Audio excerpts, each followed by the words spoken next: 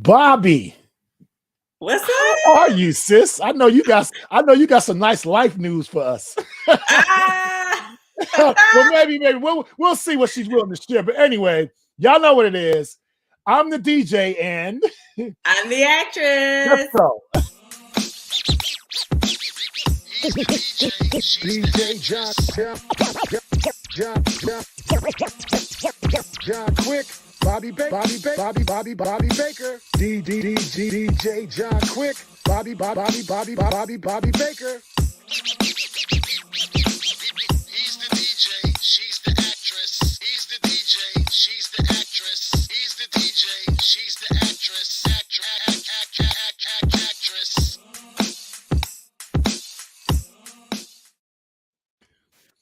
What's good, y'all? Welcome to another edition of He's the DJ, She's the Actress. My name is superhero DJ John Quick. I'm Bobbi Baker. No doubt. Now, Bobbi, it's hard to keep up with you. You know what I'm saying? Because you always got something going on. Do we have any news we want to share this week? I mean, we'll see. It's on you. Yeah. Well, I mean, it's I think cat's out of the bag. Okay. Everybody cool. Everybody who watches ESPN knows. So Okay, why cool. not? Yeah. So what a difference a day makes. Last week we was chilling. This week we about to pack up and move to Tennessee. Tennessee.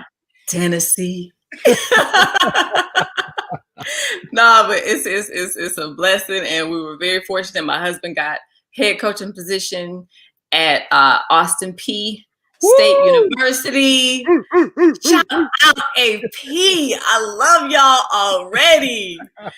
My heart is going, of course, forever bleed blue. Nothing's going to change that.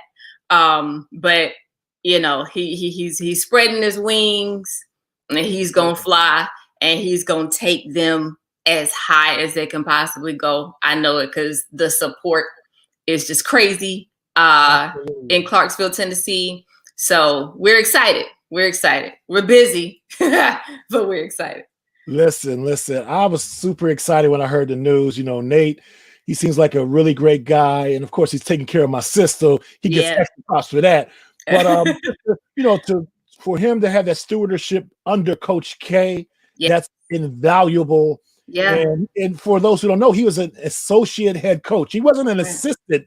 He was an associate head coach at Duke University, one of the blue bloods of college basketball. So good luck to you, Nate. Good luck to you, Bobbi. And don't worry, y'all. She's still going to be with us. So, I'm going to be with y'all. I can work from anywhere. Don't even worry about it. Well, speaking of work, let's get this work in. You know what this part of the show is. We file this under this. Now, what happens with me and Bobbi, I normally do like a little show clock, where we, go over these topics and we know ahead of time. But this particular topic came to the top of my my feed, and I feel like I had to kind of throw this one in there. So let me make sure I got the right one. Oh, here it is. Yeah. Check this out, y'all. Y'all got just watch. Sunday's cell phone recorded encounter at Davidovich Bakery on Manhattan's Lower East Side between Vic, a black employee, he's not going to serve it, so please leave. Why? and a white customer now identified as Stephanie Denaro, who went on a racist tirade now viral.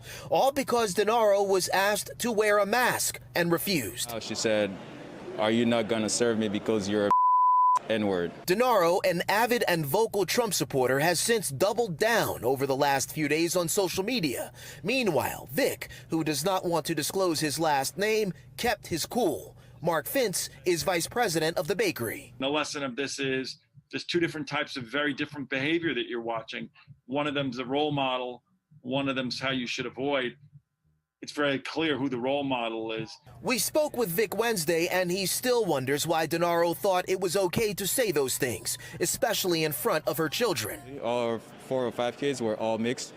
And, you know, if they have to hear that from their white mother every day, I don't know what their circumstances is. Excellent question, which is why we decided to make a visit to Denaro's apartment in the Rutgers public housing development, also on the Lower East Side. What word did you say?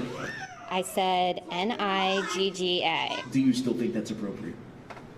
I think that I was put in a bad position because of the mask policy. So you were or were not aware of the mask policy when you walked into the store? I've been to that location many times, and sometimes the security guards have argued with me about masks. Denara once again defended her use of the N-word. If someone is trying to tell me what to do as an American, I have the right to defend myself. Does that defense include using the N-word? It's not the N-word that I used. It's a form of the N-word that I used that people of all different ethnicities and races use. I'm from a generation that grew up on hip-hop and rap music. My children are black. I had children with a black man who uses that word regularly. It's not a racist slur that's being portrayed to be. So you think that makes it okay? I think if a black woman was using that same phrase that I use, nobody would be making a big deal about it. That is clearly not true. We asked Denaro about her choice of words around her children. Using the form of that word that you used in front of your children and using the P word that you just used in front of your children, are you okay with that? Or is it okay if their think twice about is it okay if their father does that when he's talking about people he knows? I'm not talking to and the he's father. black? I'm asking you. It doesn't matter if the children are hearing it. Denaro's deflections aside, the fact of the matter is, despite her defiance, she claims she now understands the line she crossed. Would you do it again? Would you say it again? Publicly, in the way that you did? No, I wouldn't say it publicly in the way that I did. Yo, there's so much to unpack here.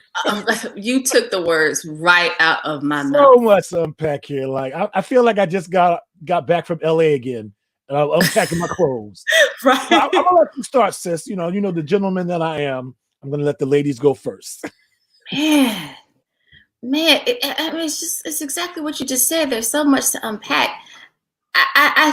What strikes me is I'm gonna be completely honest.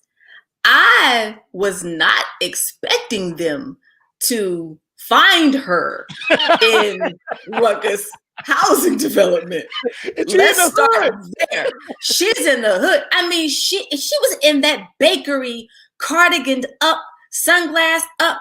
I thought she lived, you know what I'm saying, in the 70s. You know what I'm saying?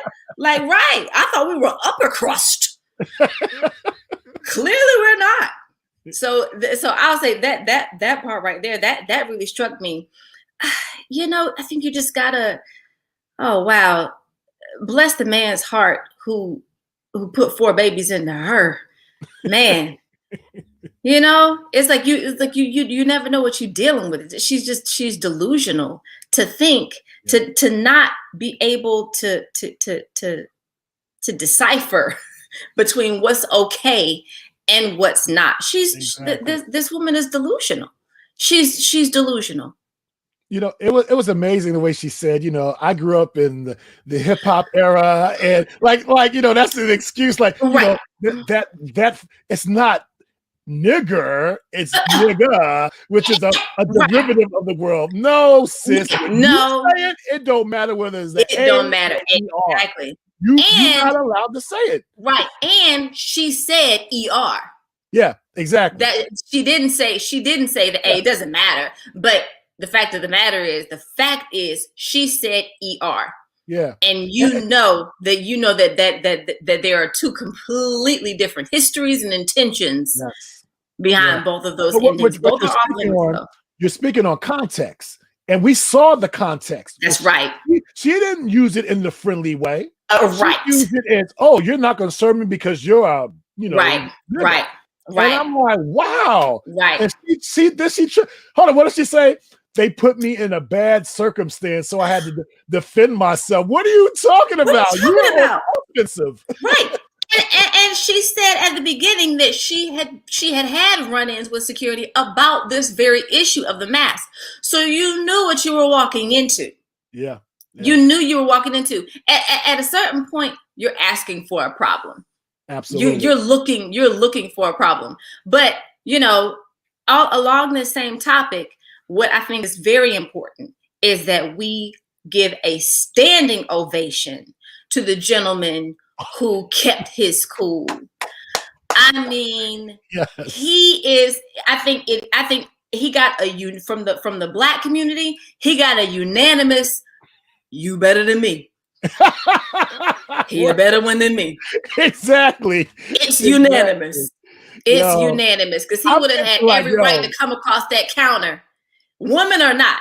He would have had every right to come across that counter and handle his business. Absolutely. Okay. But Absolutely. he didn't. He kept his composure. He was like the manager said, he was a true role model. Yes. And a true example of how to take the higher road. That dude, when we go low, when we go high, when they go low, we go high. Was a person. The person. Yes. That would be that dude. He's the poster person for that. Yes. Because, listen. Exactly. Listen, I would never, you know me, I'm a gentleman. I would never put my hands on a woman, but like I would scream at her so hard. I would scream, like those Godzilla movies where he's roaring and you can see the wind blowing. That's what she would have got. Right. That's what she would have got because that was crazy, uncalled for, disrespectful, and just shocking behavior. What's up, Tyler? What's up, Vivian? Thanks for joining us. So sis, I was just like, is this really happening in 2021? But again, we shouldn't even be surprised at this point. But I love the way you said something earlier about walking into something or walking, just being surprised. Well, this video right here, we're going to speak with my man, Derek Chauvin. Let's just watch a little bit of this. Relationship guru with a huge following on Instagram is getting even more attention now. His fans uncovered the fact that he was cheating on his wife, and now in a video that's gone viral, he admitted to his multiple indiscretions, all with his wife at his side. Some are calling it, quote unquote, cringeworthy. You be the judge. The truth is, and I'm saying it here now, is that Derek Chauvin was involved with other women outside the marriage. All of it falls under the umbrella of inappropriate, cheating, affair, stepping out, definitely not in alignment with the vows that I took, and definitely not in alignment with the biblical standard of what it means to be faithful, which is the standard that I'm going by now. Now, if you didn't notice, his wife, who was seated next to him, didn't look real in a 90s hip-hop group? To be there. Excuse me, Al. Okay. And check out the grip she had on his hand. Okay, Al, so you have something to say. No, we don't want to hear what you want to hear what we have to say.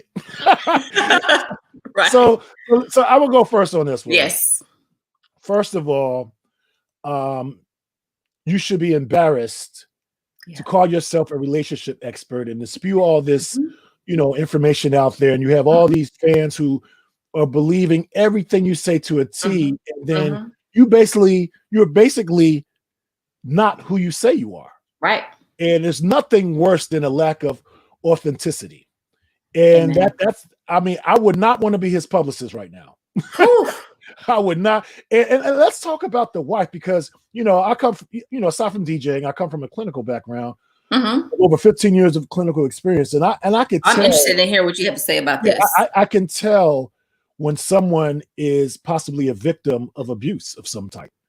And she looked like, if she was a child, and because that's my expertise, if she was a child and I walked into that situation and I was listening to him talk, I would probably call my higher ups and like, I think this child is being abused, because she looked like she didn't want to be there. Okay. And there was a look of like, it was like she was trying to play it off, but she looked scared of something. Scared. She looked timid of something, and those are kind of red flags, in the clinical field. So, so that I mean, I'm not going to go because this has been talked about a lot, but I just, my thing is, be your authentic self. Basically the issues, and it's funny, he's gotten on guys that's been on his show or whatever, on his podcast, basically dogging him out for things that he was doing for a long time. So again, be true to yourself. Don't try to be someone that you're not. That's what I would say. Well, what's interesting, I think that he is at the point where what we see is him being true to himself. I listened to this man speak about something that is horrible, but his cadence, his tone, his disposition, it never changed. He may as well be preaching about, just by looking at him and just by listening to his tone, he may as well be, you would think he was talking about something that he was proud of. Yes. So yes. I think what's very interesting is that where's the humility? Where's the embarrassment? Because I'm not seeing it. I'm still listening to you talk about yourself in the third person. Okay? I'm still listening to you speak from on high. When, son, you need to get low. you need to get low. You should be embarrassed, but Exactly. you're not. And that's a problem. Like that's the problem for me, is that there was no at what point were you humbled?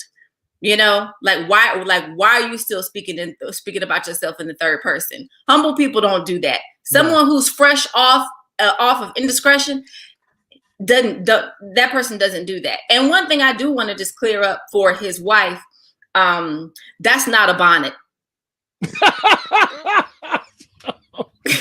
I just want to ride for her on. I can't ride for her on nothing else because I couldn't be seated where she is. But I'm gonna ride for her on this one. That's not a bonnet, people. It's not a bonnet. It's not a satin bonnet that you sleep in. It's a hat. What up, Tika? Good seeing you, yo. See, this is why I'm so happy I'm doing this podcast with you, because only you could have picked that up and just made that a straight comedic moment. They were going in on. They were going in on. Is she a former member of the Guardian Angels? What's going on? You know? Man, he wrong for springing. He probably just sprung this apology on her. Yeah. She might have just took her weave out or whatever. Yeah. And she braided down. She got struggle braids up underneath there. Something's going on up underneath. Something going on. Period. You know what I'm saying? But yeah, I just had to ride her on that because they was going in on her bonnet. It's not a bonnet. It's a hat. Yeah, it's a hat. So listen, let's pivot into something a little bit more serious as we get ready to bring in our esteemed guests. And this, when I first saw this video, like it really brought out a lot of emotions for me as someone who's, you know, a student of the civil rights movement and, you know, all for, you know, people of color exercising their rights, the votes and everything. This video has made its rounds, but let's watch again. The governor is signing a bill that affects all Georgians. Why is he doing it in private? And why is he trying to keep elected officials who are representing us out of the process? Exactly. Are you serious? No, you are not. Represent. She's not under arrest. For what? Under arrest for what? For trying to see something that our governor is doing? Our governor is signing a bill that affects all Georgians, and you're going to arrest an elected representative. Why are you arresting her? Tell us now. Why are you arresting her? Cited. So sis, as a educated, amazing Black woman, I'm gonna let you start this segment out in terms of, you know, what your thoughts are, what your feelings were when you viewed this video. It's hurtful. It's hurtful. It's hard to watch. It's really hard to watch. That's somebody's mama. That's somebody's sister. That's somebody's auntie. And you would think that we would be used to seeing our civil rights leaders, our protectors. You would think that we would be used to it by now, but that's just something you never get used to. Exactly. We could never get used to seeing someone being treated this way for trying to protect and defend the rights of the people, which is for trying to do what she signed on to do. Absolutely. You know, absolutely. It's hard to watch. Yeah. You know, when I watched the video, you know, I just thought of our ancestors and, you know, all the work they put in. I don't think that they could have imagined this type of behavior in 2021. And, you know, that, I mean, again, I echo what you say, you know, that's somebody's mother. That's someone's sister. That's someone's daughter. And it was just mind-blowing. And to go a little further into this, if you see the actual picture, if you've seen it, there's a picture of the governor signing a bill, and I believe there's 5 white men around him, all in black suits. But then if you look a little further into the picture, there's a photograph. There's not a photograph, a painting in the background. And guess what that painting is of? What is it? It's a plantation. It's a painting of a plantation. So that photo alone, if you get a chance, people look it up. That photo alone just spoke volumes in terms of the mentality of the Georgia governor and its legislature, so to speak. And it's just real disturbing. And I saw today where Major League Baseball already decided we are not playing the 2021 All-Star game here in Atlanta because they respect the right of all Americans to vote. And that's saying volumes because out of the 4 major sports organizations in the United States, you would probably rank the NBA. Well, I would rank the WNBA first, then the NBA, whatever, then the NFL, and then you could basically put in a tie for the NHL. Well, actually, I'll put the NHL ahead of Major League Baseball in terms of what they've done in respect to protecting our civil rights or trying to do so. You know how I feel about the NFL because of my boy Colin Kaepernick. And I still have something to prove to me. But other than that, I just that the whole situation in Georgia is that's disgusting. And even though Stacey Abrams has begged Hollywood, because one studio already said they're not shooting anything in Georgia because of this. But she's begging Hollywood not to go that route just because she's worried about the workers at these particular studios that are in Atlanta, which I can understand. But the sad part about it, on the flip side, it just seems like the only language these folks understand is green. And that's right. And that is exactly right. That's the only time you got to hit them in their pockets for it to matter. Absolutely. So you know what? Since this is a great way to pivot in to our guest for the evening. He's an esteemed attorney. He's a partner at his firm.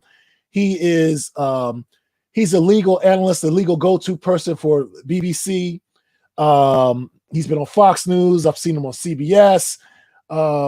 Lisa Evers, Street Soldiers. Like he's really dope. And we're honored to have you on the show, brother Philip C. Hamilton, ESQ.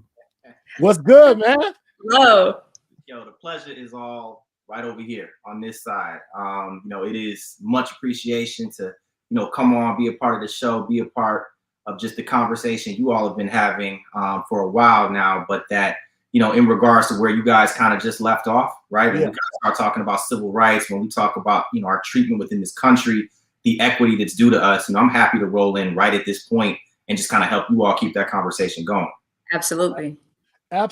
So Philip, I want to jump in here first, just to speak on what we were actually just speaking on, that whole bill. Can you let our audience know exactly why people of color should have a problem with that bill that passed and just got signed into law in Georgia? No, absolutely.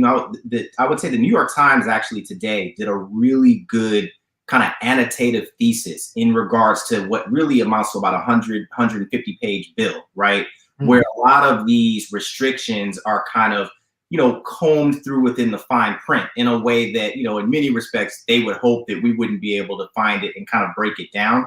But the way that the Times did it, I think it was super illustrative. I would tell everybody just to go and take a look at it because they broke it down super succinctly. There's about 16 areas of the bill that are of particular concern. Of course, we know the, one major provision that's gotten a lot of hoopla is the whole matter about how now people that are waiting in lines, right, to vote. And, we know how those lines can be down in Georgia just because they don't really do the drop box thing down there, right? They've already had an infrastructure of voter suppression put in place down here, right? Yes. So to the extent that you've already had that, you had Stacey Abrams and her team really for about the last 4-6 years putting in work to be able to overcome the system that was already super oppressive, right?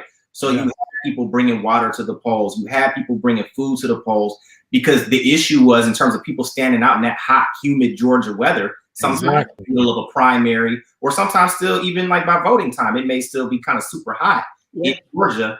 You can't do that anymore, right? Like nobody can bring water within 150 feet of the polls down there, right? So of many essence, like when you think it through, it's really only meant to kind of curb the voting populations in the more congested districts, right? The more districts. This doesn't affect the people that say live down in, live up in Sewanee, or live down in Albany or Columbus. Like some of those like more rural areas. Like, what are they trying to hit? They're trying to hit the county seats of Fulton, right? Which is where Atlanta is sat. They're trying to hit Clayton County. They're trying to hit DeKalb County. That key voting block that really took it over for Biden down in Georgia. It was Clayton County, Fulton County, DeKalb County, Gwinnett. So they're trying to hit the populous counties, and they were thinking through ways of what's going to make it difficult for people that live in townships. I'm sorry, in cities. That also you have tens of thousands of people trying to vote. What's going to deter them from coming to vote? Let's keep them in these long lines. Let's get rid of the easy access to absentee voting. Let's do any and everything. Remember, they were about to take away the Sunday. What did they used to do down there? It was like pews to the polls. It's something. Oh, yes. In Georgia. I went to Georgia State University, so I remember how they used to do it. But it was like every Sunday, like the Sunday leading up to like election day and the Sunday before that, pastors did a really big thing, whether it was Creflo Dollar, that whole, all that, the congregations in the absolutely. They were like essentially like after service, just being like, look, we're going straight to the polls. We're cutting it today. No Sunday afternoon dinner. We're going straight to the polls to vote. So it's like a very big thing within the Black community down there. They were about to take that away, but I think they knew that would have definitely encountered some litigation, because at the end of the day, it would have been totally and completely centered to the Black congregants. And they stayed away from that, but they did reduce the hours with respect to the amount of time that you can vote during the day in early voting. At one point, it was just generally normal business hours. So if you were Fulton County, you could say, okay, we're going to remain open from 7 a.m. to 8:30 p.m. That's business hours for Fulton County. Now the state has restricted it to 9 a.m. to 5 p.m. And why did they do that? They did that in many respects so that people who don't have the ability to be able to just take off of work like that, right? People in more collar jobs, people who don't really have the power within their occupations to just be like, look, I'm going to vote, is to restrict them from being able to get off of work at 4:30, make it through that I-75, I-85, back home. You're not going to impossible home by 5 p.m. in Atlanta. Impossible. Yeah, exactly. Unless you have it like that, unless you're a manager or you live in a rural county. Yeah. You get home in time. Like it's all to hit Atlanta, Savannah, just more of those like populous districts that really turned it over to Biden. Yeah, it's crazy. Go ahead, sis. I know you want to jump in here. Oh, okay. Okay. 2 questions, and pardon my ignorance in the matter, but is there, so once the bill, now that the bill has been signed, is it final? Is there any way that it can be overturned? So the way ultimately this overturned is that the legislature down there has to be overturned, right? Like it's going to have to be, I was thinking it through and I look at it like this. Georgia already had one of the most oppressive systems in regards to voting, right? They had really thought it through and it had remained in place for a while. That's why you hadn't had a Democratic president win an election there, I want to say since 92. First term, right? And so in that cycle, he won it. Really, that was only because Ross Perot was running. But nevertheless, right, he had that first term in 92. And so then a Democratic candidate never won after that. And that was not by happenstance. That was by design, okay? And to the extent that their system already was as oppressive as it was, it literally took, about 28 years to kind of figure out how to overcome that and be able to get 2 Democratic senators in, and then also to be able to flip the state for Biden, okay? Right. And so now that they've like quickly gone and like made all of these changes, I think that ultimately it takes time. But what I'll say is it's not impossible because frankly, like the way like Georgia's regime was back in the day, I was on record back in 03. I don't think a Democratic candidate will ever be able to win the state. I don't think the state will ever elect another Democratic senator again because of just how oppressive it was. But clearly that system was game. Stacey Abrams did her thing. Everybody's just gonna have to do it again this time, except just much quicker, right? They're gonna have to figure this out like by the next cycle, because think about it, Warnock is up for election again in 2022. Remember, because he's just finishing out somebody's seat. Exactly. Right. Yeah, so they're gonna have to figure it out kind of quick. That's something to kind of worry about, right? Like a lot of these things were put into place, I think, in many respects for the Republicans to get the Senate back, okay? Because like they knew that Warnock's back up for election in a couple of years. Oh, they also changed a lot of the runoff rules. So the runoff now has to be done. You know, Georgia has like, it's kind of archaic in the way that they do it. But, you know, to the extent that you don't get a certain percentage of the vote down there, it automatically goes to a runoff election. And what happened this time? There was enough time between November and I believe it was ultimately like January or something. Mm-hmm. The election was, right? The runoff election. What happened? Everybody started pouring money into Georgia, right? Like the DNC started pouring money. Everybody around the country was pouring money because we recognized like, oh, Biden got in, right? Now we just need to get those two crazy senators, those Republicans, Loeffler and Ossoff. We got to get, right? No. Ossoff's the Democrat that's in. I can't remember the Republican that was running. But everybody knew that they had to get them out. So money started pouring in, and there was enough time to set up the infrastructure. There was enough time for Abrams to do her thing. That's ultimately how those two Democratic senators won in Georgia, which was Ossoff and Warnock. Yeah. How they've shortened the runoff period, which will keep people, A, from being able to get that much money sent down to the state in that much time. And two, just to kind of keep Democrats from being able to run up their infrastructure. Because all it ever is for Democrats is get out the vote. Mm-hmm. If people come out and vote, we see what just happened literally in 2020, and the Republicans know that. So their whole goal is just keep these people from coming out, and we win, right? And so they are trying to do a lot within that bill that passed. That, to your question, it is final. Like it is what it is. I mean, look, it might be subject to litigation. People like the NAACP or some other organizations, the ACLU, they might bring lawsuit against like the bill violating the Voting Rights Act or being unconstitutional in some other way. I think particularly with that water and that food provision within the bill, probably be that's crazy. That's just bananas to me. It's explicitly, oppressively, just racist. Let's just call it. It's like blatant. It's like, we don't care. It's like, wow. Black people don't let them drink because then they'll come out and vote. So let's just call food and water. And that should cut some of them from being able to come out to vote, right? And with a cycle that was only won by 11,000 votes, what did we learn? Every vote counts. So if you just keep a few people in every jurisdiction from coming out, from waiting in those lines, success to the Republicans with, again, their tricky regime schemes. Has there been any word or any word about someone coming against it, like the NAACP or the ACLU? You know what? I mean, I haven't heard any official word on that, but I also, at the same time, with the apparatus that Stacey Abrams is running down there, we would be fools to sit up here and think that like it would just be final. So it is final, right? The bill passed, it's law. But for us to think that Abrams and everybody is just going to sit back and be like, oh man, that's tough. We need to vote in more Democrats and then maybe we can get things changed. No, like you have to attack it from all angles. You have to attack courts, you have to attack it in the court of public opinion. And you also have to attack it just by all those people that were registered to vote in 2020 that came out and brought it to Biden. That now is an infrastructure in which like you have to keep those voters engaged and active, right? To come out try to like now override the legislature in the sense of sending more Democrats into the like state Senate and the House in Georgia to try to get the law changed, right? Like it's got to be a full throttle, full angle attack. Absolutely. And from what I'm hearing, that's the angle that Stacey is going to take through the courts. From what I'm hearing, I haven't seen an actual article, but my people's down there. That seems to be the thing that she's going to try to sue them over that, which would be great.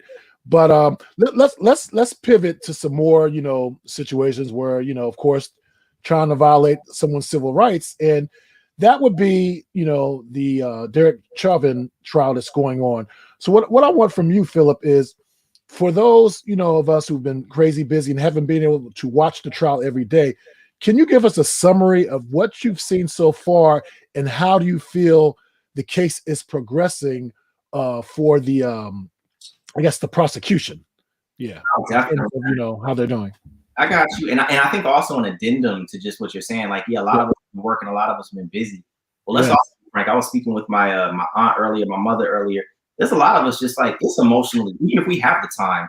Yes. Do we really want to like live that moment again and again and again? So I don't fault anybody who just hasn't been watching the trial for the sake of not watching it. I mean, you know, John, as you noted earlier, yes, I've been covering the matter. I've been working a lot with ABC in terms of providing them legal analysis. So it has kind of forced me to watch the trial so that while I'm on camera, I actually know what I'm talking about, right? Yeah.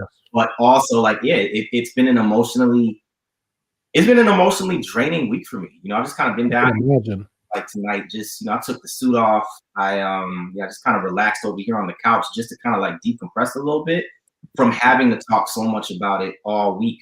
And, you know, it's good to now kind of even be able to come on your show and just vent a little bit. But, you know, in regards to what procedurally has been happening, you know, the prosecution, which is led by Jerry Blackwell. So, you know, this is a brother who, as I said, I think in many respects, it's what the state of California wanted Christopher Darden to be in the OJ trial. Darden just is not Jerry Blackwell. You know, this brother can connect. He has very much of that kind of deacon style to him. Yeah.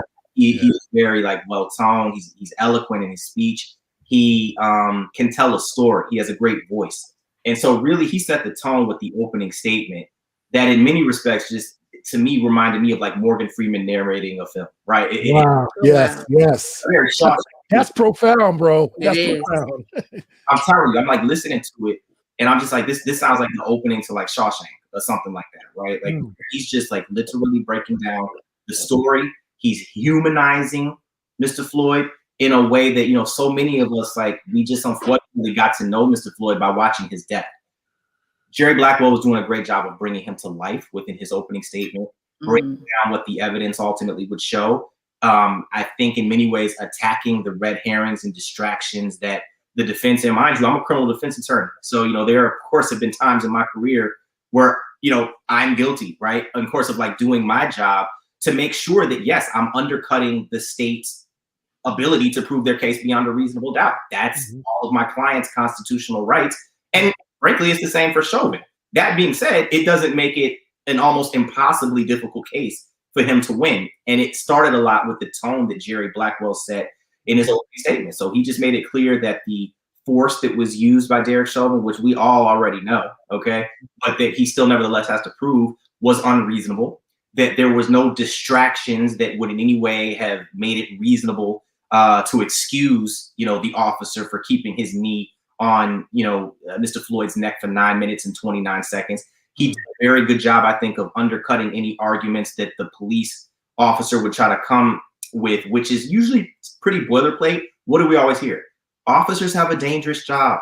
They should be afforded leeway to make split-second decisions. We shouldn't second-guess those decisions when they're making these decisions in such a rush and, you know, under the stress.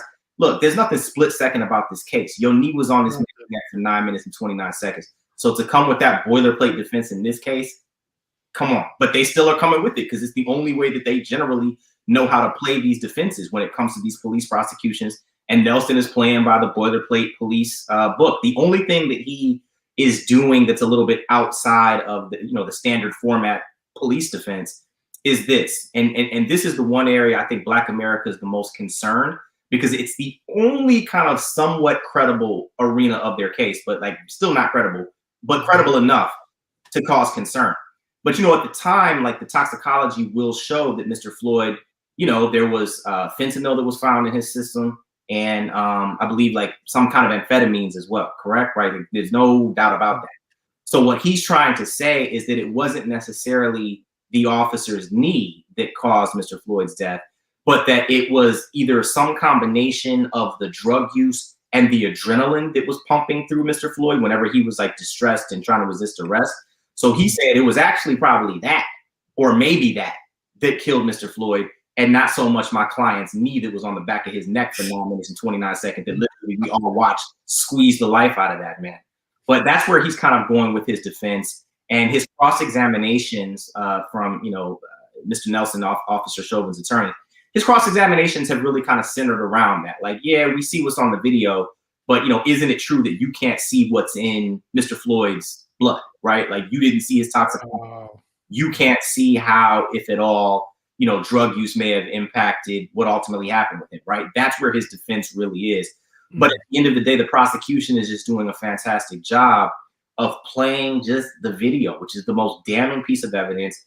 All the witnesses that have been brought in by the prosecution, which include people that were in the crowd, that include actually the clerk that took the $20 bill that was, you know, allegedly counterfeit or what have you. Even that brother came in and testified and was just like, you know, I've really basically been sitting with the guilt this last year of I shouldn't have let that slide, right? Like, was the $20 that I guess his boss was like, look, if y'all don't like call the police on these people that are passing these bills, I'm gonna take the money out of your check, right? So the clerk is like, I should have just took the hit on the 20 rather than calling the police on this man and then his life being taken. And now, like, I'm feeling guilty about that for the rest of my life.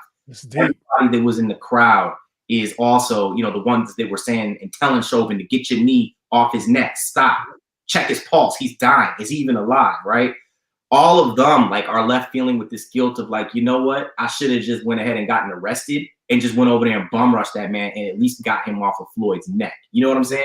Everybody's living with this psychological guilt, but the one thing that all of them did for the most part in their testimony was like, as guilty as I feel, at the end of the day, it's his fault, right? Like, that's like the tone that they were all taking. Like, I shouldn't be left with this guilt when you're the one that killed this man.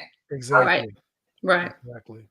Exactly. So, yeah, it's kind of played out like that. And, you know, one thing I'll add, and then I'd be interested to kind of have this conversation with you all, but there was a witness that testified by the name of Donald Williams. So he's the dude in the video when you hear a guy in the crowd calling the officer, you're a bum, you're a bitch, oh, you're such a tough guy, get your knee off that man's neck. He's like really going at the officer.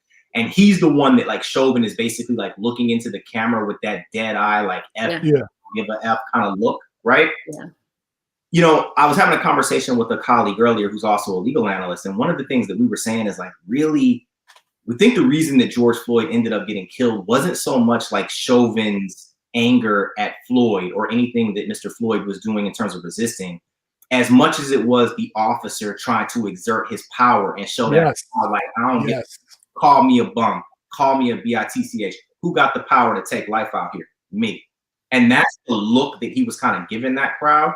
100%. Kind of get to this point in this question of like, to be honest with you, if that crowd wasn't there and like going in on him the way that they were, I personally probably believe, and I'm not saying that the crowd did anything wrong. They had every right to go at that officer the way that they were.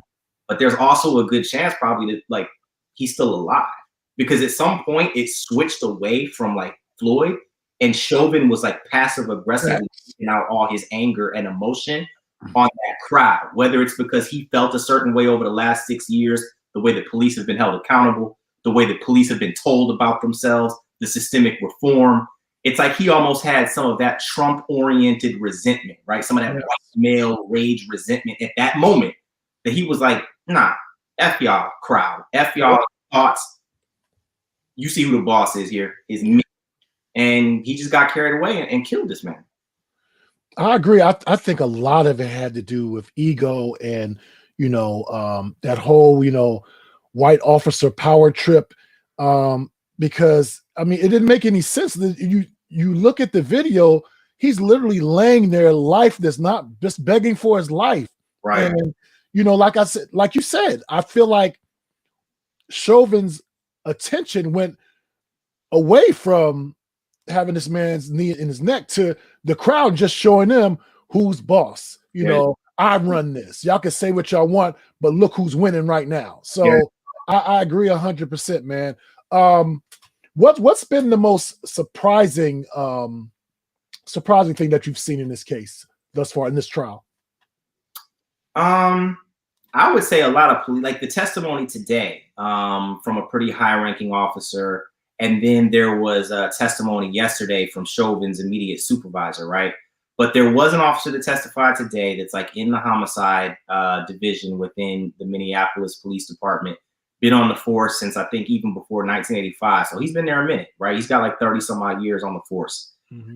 his testimony today was just that like Chauvin's like use of force was totally and unnecessary, like totally and completely unnecessary.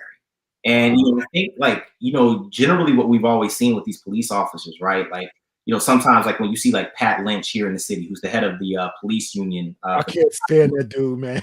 But go ahead. And the reason why you can't stand him is because like the one thing, what's he always going to do? No matter what happens, he's going to support and find some way to justify and excuse officers' unexcusable actions, right? Yeah. And that's generally what we've always seen from like higher ups and just from like a systemic standpoint within police departments across the nation. Mm-hmm. But I think for me was so surprising, in this particular trial was just kind of watching these higher ranking officers come in and just say like, nah, he was wrong. Like there's no way. And trust me, we tried to find ways to like excuse and justify it, but we can't. Like at the end of the day, it's just unjustifiable, it's unexcusable in terms of like what happened. And so like to quote the officer from today, guy by the last name of Zimmerman, he was just saying like, look, it was totally and completely unnecessary, that use of force, like especially for that long, right? Like you're only to use a knee on someone to basically control them for the period of which like you don't have them under control and you're trying to get them there. And clearly for Mr. Floyd, he had been under control for about 9 minutes and 23 seconds. Okay. Yeah. There may have been like 3 seconds where he was like, get your knee off my neck, and he was still trying to fight. But after that, like literally all the man was trying to do was just breathe. He was trying to roll forward and just make sure that like he could stay alive. You had him under control. He's begging you for his life. You could tell at that point, like you had him basically tapping out. He would do whatever you told him to do just to get your knee off of his neck. But I think at that point, as we were just discussing, it wasn't about him anymore. This was more of a systemic show. The show was trying to make to the streets. They're like, we run these streets. Y'all don't run these streets. I can kill this man in broad daylight and ain't nothing gonna happen to me. That's the mindset that he was in for those 9 minutes and 29 seconds. And I only think that like once he kind of came out, realized that most likely Mr. Floyd was dead, which was testified to yesterday by one of the paramedics that showed up on the scene. Because remember, paramedics showed up on the scene and Chauvin still wouldn't take his knee off. Yeah, crazy. They were taking his pulse, checking for it. While his knee was still on the neck, they had to kind of motion him to move so that they could actually, attend to Mr. Floyd. And one of the paramedics was just like, when I came there, there was no pulse. And, of course, like we did our due diligence once we got him in the ambulance to try everything we could to resuscitate him. But there was no pulse when I got there. There was no pulse when we were in the ambulance. And, once we got to the hospital, there was no pulse. So essentially to say, and this was what was very important for the state's case, like he was dead on arrival, right? Like, and that's important because remember where the defense attorney's trying to go. He's trying to say, well, maybe it was some combination of the drugs and this and that. But the video that we watched of Floyd that was introduced by the state, I believe it was 2 days ago, showed him, look, I'm not going to front. He looked a little high. Okay. And also the store clerk that took the $20, he was like, yeah, he was a little high, but like, it wasn't like PCP erratically high. It wasn't uncontrollably high. It was just, he looked like he was feeling nice. He was doing like a little dance in the store. He was talking to everybody. Like he was just feeling good. I think not knowing that his life was going to end in about 15 minutes, right? Like that's how precious life is. You never know when you're going to go. And, unfortunately for him, 15 minutes after that, he was dead. And so my whole point being, it wasn't the drugs. Like the drugs are not what killed him. Because 15 minutes before that, he looked like he was on drugs and he was fine. 15 minutes after that, he didn't look fine, but that was because he spent 9 minutes basically not being able to breathe. Yeah. Crazy. So listen, Philip, man, it's been a true honor and a pleasure to have you on. You've been so enlightening with this case, man, and we really appreciate those fights and everything that you're on. We're going to check you out on all the news channels that have you in, that are smart enough to bring you on as a legal analyst, man. And just keep fighting, black man. We appreciate you, man. And Philip, I just want to say, please be sure you're taking care of yourself. I know you mentioned taking some time on the couch to debrief. Figure out what the step beyond that is to take care of yourself. Thank you for fighting for us, but fight for yourself too, and make sure you take that time that you need. No doubt. And, this was like a big help just in terms of like just being able to come out. Like this is like the first time, sometimes when you're doing like the network news stuff, you got to watch kind of like, You got what you say. You can't really get too loose, right? And yeah, exactly. It's nice to be able to come and talk about this in a way that like I would normally just talk about this. So I appreciate you all giving me the space, and anytime you want me back, I'm here. Oh, don't say that. We'll be greedy. All right, my brother. We're gonna see you later, man. All right. Thanks for coming on. Peace. Much. Wow. So dope. Wow. That was wow. That's a bad brother right there, man. And like talk about making ancestors proud, not just the ancestors. Us, the ancestors. The ancestors are like this right now. Okay. Okay, because I am just the Wakanda sign. Right. But yeah, that trial, I'm guilty of something he mentioned in terms of some of us just don't want to see that video over and over again, because there's been times during this week that I could have watched the trial and I made a choice not to, just because I'm just tired. You know what I mean, sis? I'm tired. Yeah, I do. And it's not, don't say that you're guilty of it. It's what use the word he used, human. Absolutely. And that's your version of taking care of yourself, so that you can take care of others too. So sis, it's time to pivot. Let's bring some more sunshine into the room. And tell me, sis, what's on your mind? I'm gonna run it back to the beginning of the show. I'm sure. What a difference a day makes. People, it could all change in a day. That could be for the better or for the worst. But just don't take any moment for granted, anything for granted, because I'm telling you, everything everything that is normal to you, next week, this time, could all change. Exactly. Oh, for those who are just joining us, thankfully mine is good. Yeah, for those who just joined us or whatever, maybe within the last 10 or 15 minutes, let them know exactly what you're talking about. I'm talking about my husband. After 13 years of being an assistant and an associate head coach at Duke University for Duke men's basketball, he is getting his own joint. He is the head coach of Austin Peay State University in, how is it, Tennessee? Let me understand your plan. Take me to another place. Come on. Tennessee. I'm about to sing that remix. Yes. I'm telling you, it's been playing in my head all week. No but doubt. Yeah, what a difference a day makes. It all changed. It all changed in a day. Wow. Yeah. So, what's on my mind? What's on your mind, bruh? Wow, a lot of things are going on.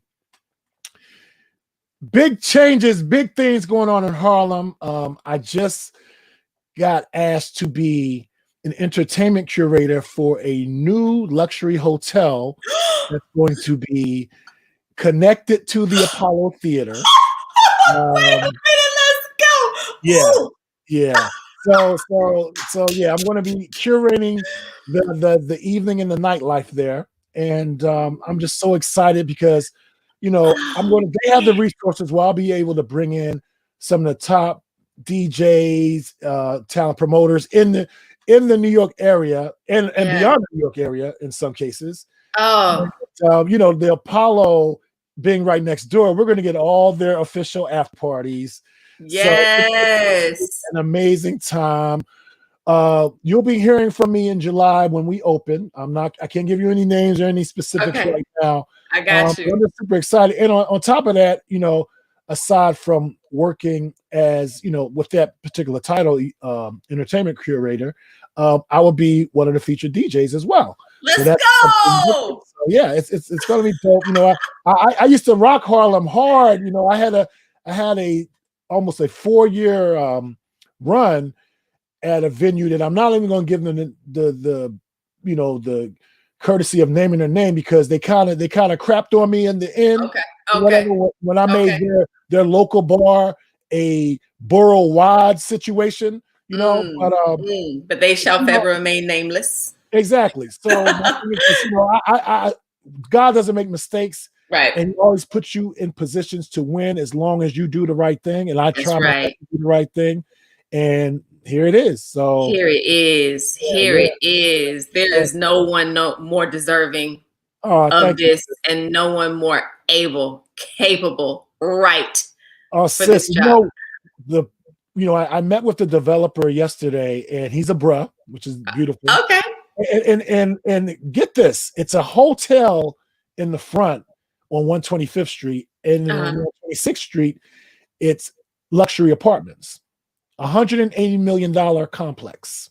Wow. Bananas. And he's entrusting the nightlife with me. So I feel honored. As he should. And I'm gonna make it do what it do. Listen, and even more. And even more. I have no doubt about it. Oh man, I'm so excited. On my mind. I'm super excited. I'm putting together, a beautiful proposal for him and his partners, and it's about to go down. So yeah. Entertainment curator. Come on, title. I love it. I love it. Entertainment curator. Look, I can't wait to just repeat it to tell somebody. Yeah, he's the entertainment curator for. It just rolls off the tongue so beautifully. Speaking of entertainment, so before we get out of here, because it's already like season 2, David Makes Man. Do we have a release date yet? Not an exact date. We know it's going to be summer. So I'm thinking July-ish. Yeah. But not an exact date as of yet. But I will definitely keep you guys posted. Please do, because for those who don't know, our beautiful co-host, Bobbi Baker, the actress, is going to be acting in David Makes Man season 2. So wait, what's the name of your character? Robin. Robin, and I am opposite. Like a Robin. I can see that, Robin. Hey, Robin. Good. And I'm opposite the amazingly talented Alana Arenas. She is fire. She is from the tribe. You understand what I'm saying? She's dope. I almost like her as much as you. Almost. As you should. You should. You still, you enroll in my faves, so that goes without saying. I am biased, damn it. I'm proud of it. But anyway, sis, any last thoughts or you want to share? I mean, it's been an amazing show. It has. Nah, my heart is just full. Love y'all. Love you. No complaints. No doubt. That's it. Again, we gotta thank the amazing Philip C. Hamilton ESQ for coming on our show. Like, he was phenomenal. And he was. Big up to my sis in 2016 Heroine of Excellence, Veronica Dunlap ESQ. She's also a civil rights lawyer.